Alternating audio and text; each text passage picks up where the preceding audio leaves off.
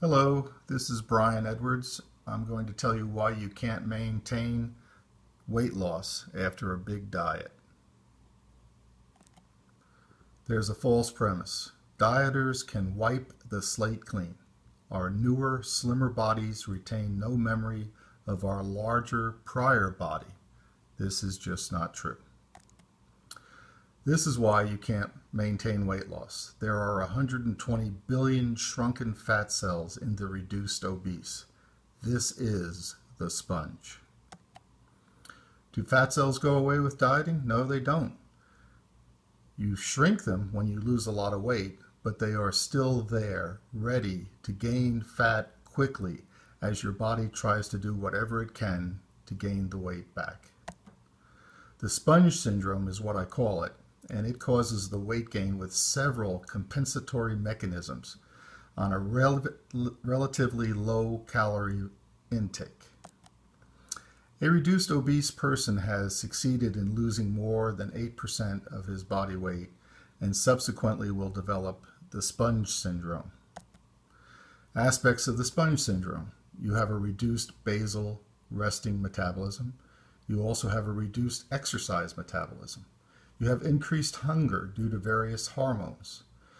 For a diabetic with metabolic syndrome, carbohydrate intake is driven to fat accumulation due to high insulin levels in these patients who are insulin resistant.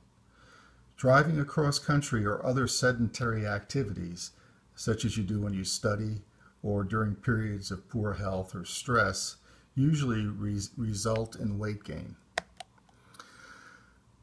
A clue may be found in the rare subject called the reduced obese.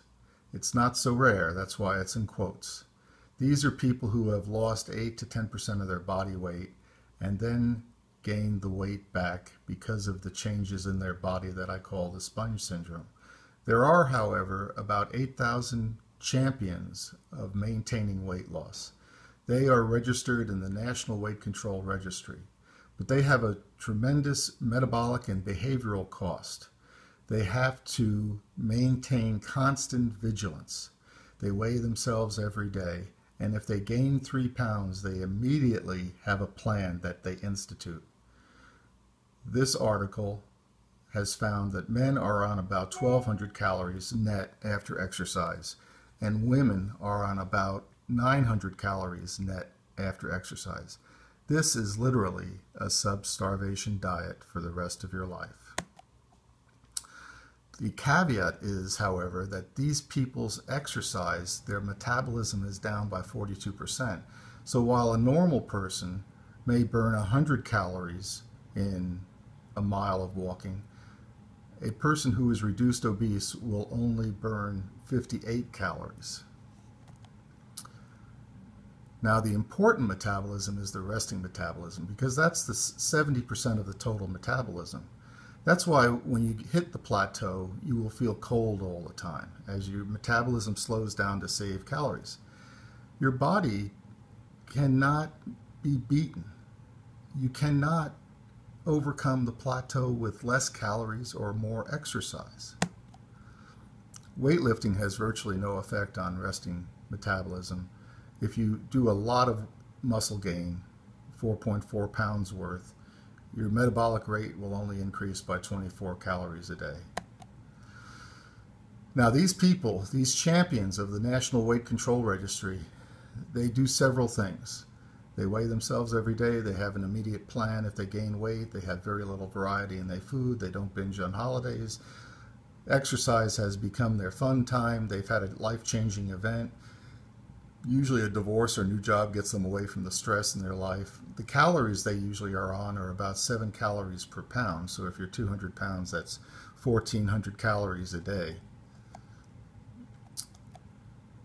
My approach to the plateau is that as a doctor or a nutritionist or anybody who tells someone to go out, exercise, and lose weight, you have to give them informed consent.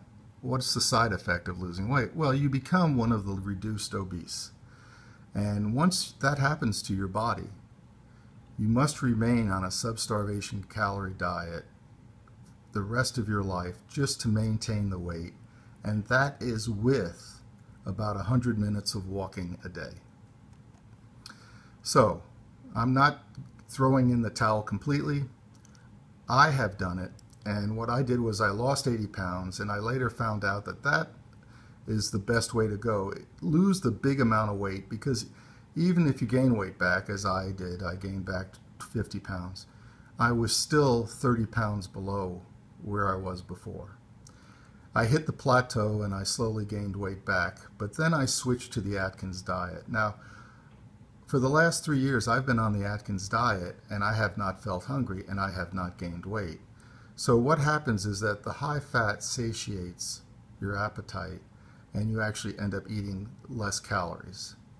So I would tell people, lose weight any way you can. When you hit the plateau, switch to Atkins. I know it's a restrictive diet. All diets are restrictive. But at least with this, you can eat steak and butter, and there are some items that you don't feel quite so deprived. Also, walk a minimum of 40 minutes a day. If you can do weights once a week, that's fine. Standing and avoiding sitting is good.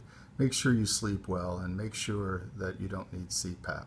Thank you very much. This is Dr. Brian Edwards.